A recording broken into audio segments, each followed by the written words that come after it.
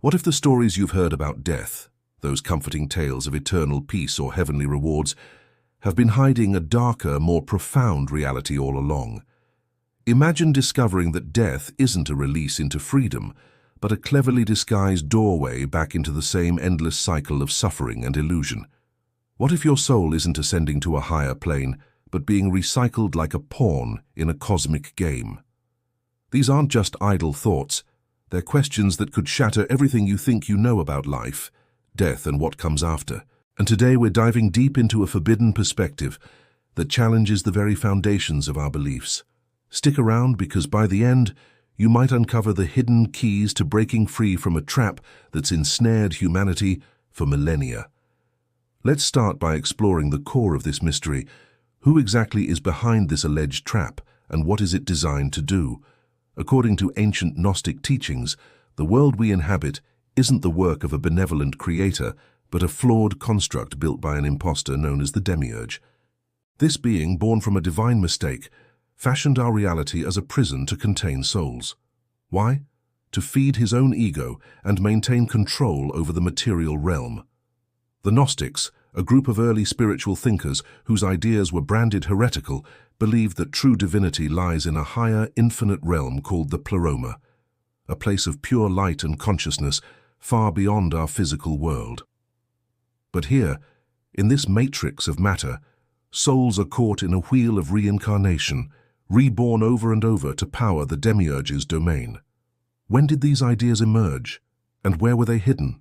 The Gnostic texts, unearthed in 1945 from the desert caves of Nag Hammadi in Egypt, date back to the early centuries of the Common Era. These writings, preserved in Coptic manuscripts, reveal a worldview that clashed with emerging Orthodox religions. They describe how Sophia, the embodiment of divine wisdom, acted independently and birthed the Demiurge in a moment of isolated creation. Ignorant of the higher realms, he proclaimed himself the sole god and built this universe with his Archons, cosmic enforcers who oversee the stars, planets, and the fates of human lives. The texts warn that death isn't an escape. It's the point where the soul risks being lured back into the cycle. How does this happen? Through illusions that exploit our deepest desires for comfort and reunion. But why should you care about these ancient whispers?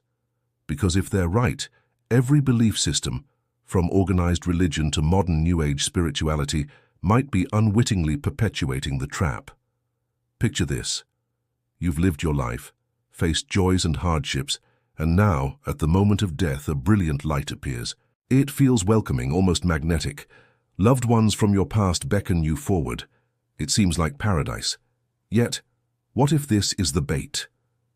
The Gnostics cautioned that this tunnel of light is a fabrication by the Archons designed to recycle your soul into another body, erasing your memories and binding you anew to the material world.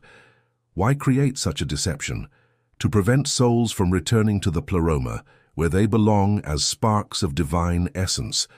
To build on that, let's ask, what exactly unfolds in those critical moments after death? Near-death experiences, NDEs, reported by thousands, describe a similar sequence: a detachment from the body, a sense of peace, and that irresistible glow. But the Gnostics would urge you to question, who is projecting these images? Not a loving source, but the Demiurge's wardens, crafting holograms of familiarity to exploit your emotions. How do they pull it off? By tapping into your unresolved attachments, guilt, love, unfinished business, that make you willingly step back into incarnation. It's like a hypnotic reset button, wiping your slate clean so you start over, fueling the system with your energy. Now imagine the implications. If reincarnation isn't spiritual evolution but a perpetual loop, why do so many traditions promote it as a path to enlightenment? Think about Eastern philosophies like Hinduism or Buddhism, where karma dictates rebirth as a learning process. The Gnostics saw this differently. Karma isn't cosmic justice. It's a chain forged by the Archons to keep you entangled. Each lesson you supposedly need pulls you deeper into the illusion, convincing you that suffering is necessary for growth. But what if that's the lie? What if true liberation means rejecting the cycle entirely? Let's delve deeper into the how of this entrapment. When you die, Your soul enters an intermediary realm, often depicted in myths as a hall of judgment. In Gnostic lore, this is where the Archons confront you, reviewing your life like a cosmic tribunal. They replay your deeds, amplify your regrets, and whisper that you must return to balance your karma. Why this elaborate charade? To instill self-doubt and obligation, making you complicit in your own recycling. It's ingenious. By agreeing to come back, you reinforce the prison walls. Echoes of this appear in other traditions, like the Tibetan Book of the Dead, which warns of deceptive lights and visions post-death, urging the soul to recognize illusions and aim for higher states. But where does this leave us in the modern world? Today, with science probing consciousness and quantum realities, these ideas resonate more than ever. Reports from hypnosis sessions, like those in past life regression therapies, often reveal souls feeling tricked into rebirth. What if déjà vu isn't just a brain glitch, but a fleeting memory of the loop? How many times have you felt like life is scripted, repeating patterns you can't escape? These could be signs of the trap seeping through, urging you to wake up. To heighten your curiosity, consider this. If the Demiurge's system is so airtight, how did the Gnostics claim to escape it? Their texts offer cryptic tools, mystical passwords, or declarations of divine origin that allow the soul to bypass the Archons. In the first Apocalypse of James, for instance, the soul is instructed to boldly state its lineage from the Pleroma when challenged. Why does this work? Because remembrance shatters ignorance. It's the antidote to forgetfulness. The Archons thrive on your amnesia, but once you recall your true nature, their illusions lose power. Expanding on that, let's explore practical steps. Who can apply these teachings today? Anyone seeking deeper truth, adults navigating existential questions, or the general public tired of superficial answers. Start by cultivating gnosis, that inner knowing. How? Through daily practices like meditation, where you observe your thoughts without attachment. Imagine rehearsing your death. Visualize the light, feel its pull, then question its authenticity. Ask, is this demanding my submission or awakening my freedom? This builds discernment, preparing you for the real moment. Why practice now? Because the trap isn't just post-death.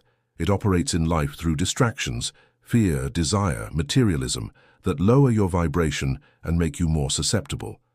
By detaching from these, you raise your awareness, making escape more likely. Think of it as training for a marathon. The more you run in practice, the stronger you are on race day. And what about those who've reportedly broken free? Mystics and enlightened figures across history describe states of unity beyond cycles, hinting at success. But let's not stop there. What if evidence for this trap hides in plain sight? Ancient myths worldwide echo Gnostic themes.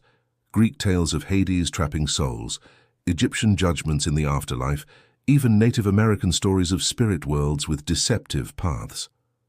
When were these suppressed? During the rise of organized religions in the Roman era, when Gnosticism was declared heresy around the 4th century CE. Why? Power. If souls realized death was a recyclable snare, they'd rebel against earthly authorities mirroring the Demiurge, kings, priests, systems demanding obedience. To keep you engaged, ponder this twist. Modern New Age movements, with their emphasis on soul contracts and karmic lessons, might unwittingly reinforce the trap. What if phrases like, "You chose this life," are subtle programming to accept suffering? How can you tell? By examining their fruits. Do they liberate or bind you to endless seeking? The Gnostics advocated direct experience over dogma, urging you to trust your inner spark. Now let's address the why behind the Demiurge's creation. Born from Sophia's solitary act, he embodies isolation and arrogance, mirroring humanity's own flaws. Where does this fit in the grand scheme? In the Pleroma, all is interconnected emanation from the source, but the Demiurge, unaware of this, built a separated realm of duality, good versus evil, life versus death, to assert dominance. Souls, fragments of the divine, got trapped here, forgetting their origins. The cycle ensures they stay, generating energy through experiences. How does one fully awaken? It begins with questioning everything. Who are you truly? Not your job, family, or ego, but the eternal observer within. Practices like journaling synchronicities or exploring lucid dreaming can reveal matrix glitches, building evidence of the illusion. Over time, this erodes the trap's hold, allowing glimpses of the Pleroma even in life, moments of profound peace and unity. As we approach the heart of liberation, ask, what signs indicate you're escaping? Reduced fear of death, detachment from drama, intuitive flashes of cosmic truth. These signal your soul's alignment with higher light. But beware, the system fights back with intensified temptations or doubts. Why? To pull you back before breakthrough. In wrapping this up, reflect. If death is the ultimate test, how will you prepare? The Gnostics left a legacy of empowerment, showing that freedom isn't granted, but claimed through awareness. You've journeyed through the who, Demiurge and Archons, what, reincarnation trap, when, post-death illusions, where, intermediary realms, why, control and forgetfulness, and how, remembrance and discernment. This isn't fear-mongering, it's an invitation to sovereignty. Carry this forward. Live with curiosity, question the light when it comes, and remember your divine essence. The cycle breaks when enough souls awaken, perhaps starting with you. If these ideas spark something, explore further through ancient texts or inner reflection. The truth awaits beyond the veil, ready to set you free. History, religion, and even our deepest hopes about death may not be what they seem. If the Gnostics were right, the light we are told to follow could be the very trap keeping us bound to endless reincarnation, amnesia, and suffering. But you're not powerless. By questioning, remembering your divine origin, and sharpening your awareness now, you prepare your soul for freedom later. This isn't just a theory, it's an invitation to reclaim your sovereignty. What do you think? Is death liberation or deception? Share your thoughts below, and don't forget to like, subscribe, and stay tuned for more hidden truths.